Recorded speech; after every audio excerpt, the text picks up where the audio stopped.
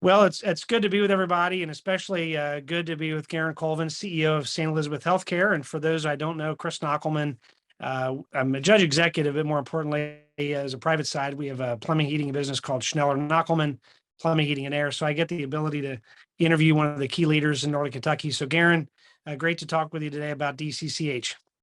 Kris, great to talk to you, and thank you for the conversation.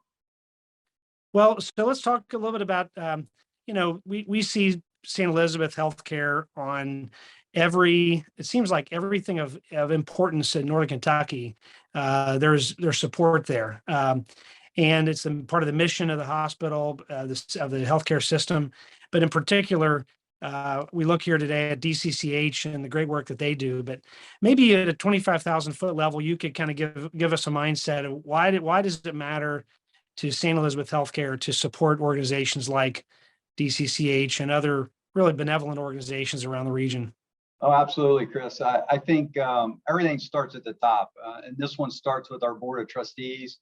They are so supportive of the mission at St. Elizabeth, and they're the driving force behind St. Elizabeth getting in the community and involved in the community. When I was asked to be the CEO, they said, we want you to have a leadership role inside the organization and outside the organization.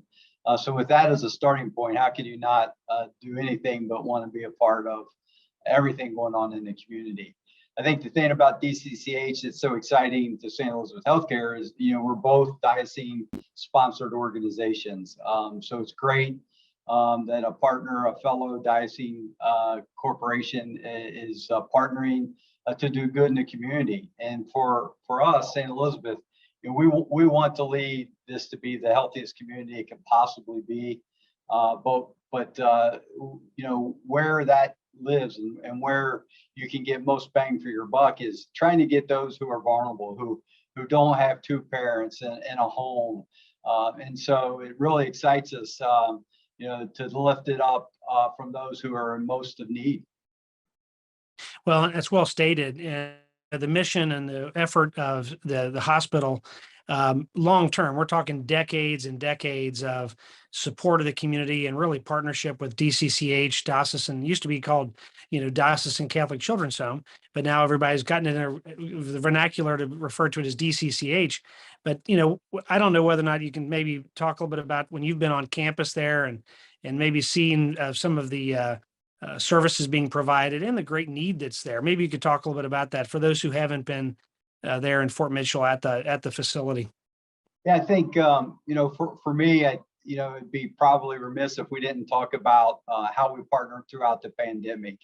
When the organizations is providing care to so many people in one location, you don't have the opportunity to social distance. And the leadership at DCCH did such a wonderful job of managing through the pandemic and keeping not only their employees, but their residents as safe as humanly possible. And just a big shout out to the organization for doing that. And it's given people an opportunity and a chance that normally wouldn't have that opportunity if it weren't for DCCH. And so that's why we're so excited about partnering with them and just really trying to make a difference so that people, no matter what their circumstances, have the opportunity to be such a valuable member of society.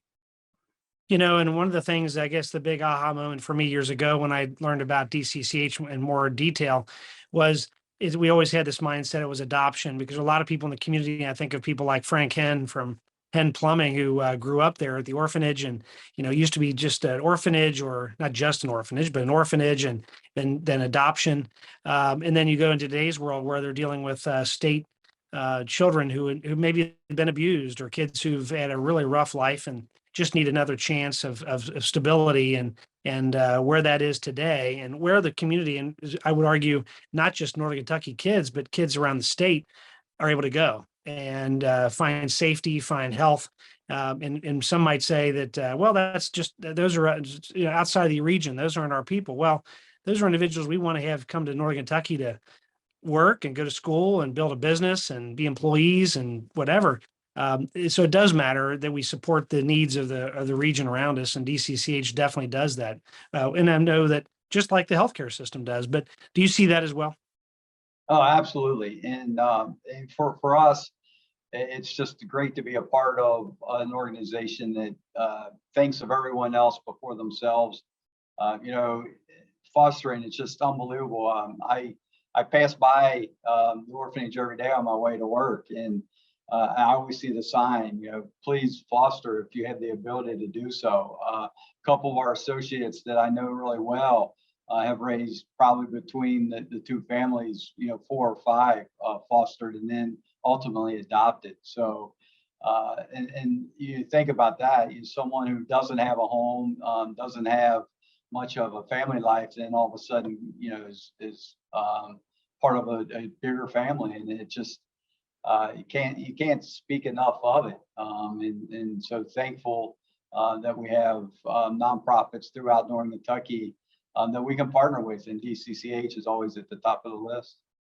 Well, again, well said. And you think about that story of foster care, those who are selfless, so selfless that they would do that, and then they do it over and over again. And quite frankly, it's a lot like St. Elizabeth. The giving occurs, and it happens every day, and is done over and over again. So, with that, Garren, I appreciate the chance to chat about DCCH and your all's involvement in that great organization, and wish you the best. Thank you, and thank you for everything you do for not only our county, but Northern Kentucky. Bet. Thanks, Garren. Thank you.